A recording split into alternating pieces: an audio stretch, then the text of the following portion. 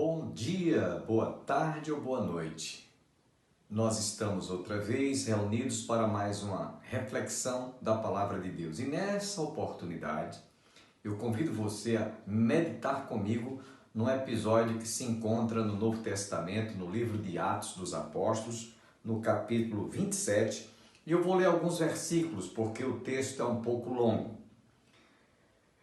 Paulo estava sendo levado como preso para ser julgado e sentenciado diante do imperador César. E ele foi, juntamente com outros presos, levado a Roma, na Itália. Porém, em meio a esta trajetória, no mar Adriático, houve, de repente, uma tempestade. E eu quero ler para vocês e tentar extrair algumas lições para a nossa vida.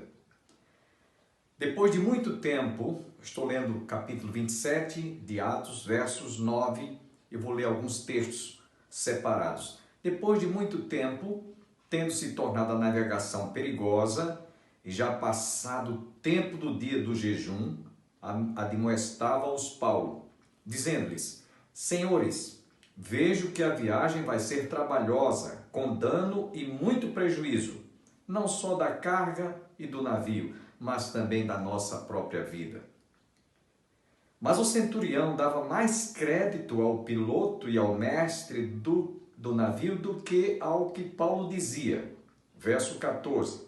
Entretanto, não muito depois, desencadeou-se do lado da ilha um tufão de vento chamado Euroaquilão.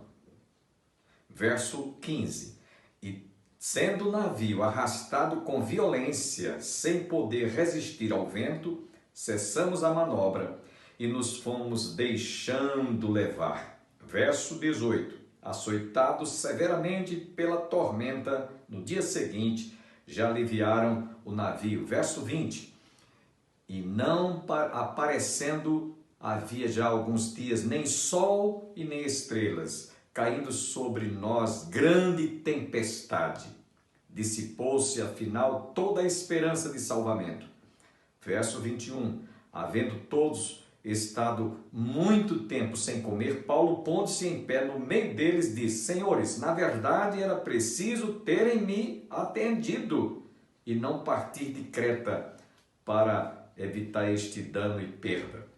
Mas já agora vos aconselho por ânimo, porque nenhuma vida se perderá de entre vós, mas somente o navio. Porque esta mesma noite um anjo de Deus, de quem eu sou e a quem sirvo, esteve comigo, dizendo: Paulo, não temas, é preciso que compareças perante César, e eis que Deus, por sua graça, te deu todos quantos navegam contigo. Verso 34.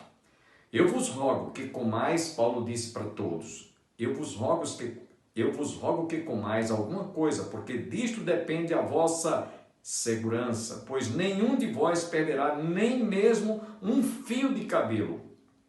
Verso 37. Estávamos no navio 276 pessoas ao todo. Verso 41.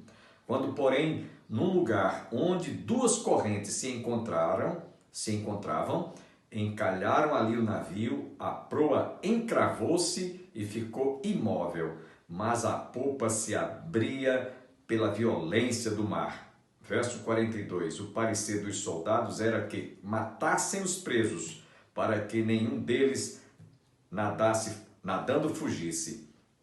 Verso 43. Mas o centurião, querendo salvar a Paulo, impediu-os de o fazer e ordenou que os que soubessem nadar fossem os primeiros a lançar-se ao mar e alcançar a terra. Quanto aos demais que se salvassem, uns em tábuas e outros em destroços do navio, e assim foi que todos se salvaram em terra.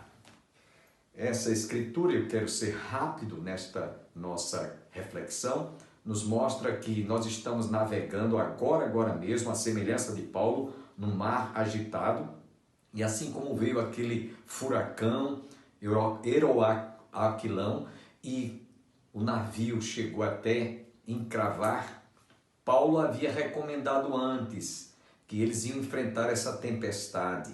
Não deram ouvido, preferiram ouvir o piloto, né? O comandante do navio. E aí depois que veio aquela tempestade, Paulo disse: eu não disse a vocês que nós não deveríamos ter partido, deveríamos ter ficado em Creta. E mesmo assim, eles estavam sofrendo a ameaça de serem mortos por aquele naufrágio. Mas o Senhor apareceu a Paulo e disse: olha, fala para essa multidão, todos eles, toda essa tripulação será salva. Ninguém vai se perder, conquanto que todos permaneçam no barco, todos permaneçam no navio.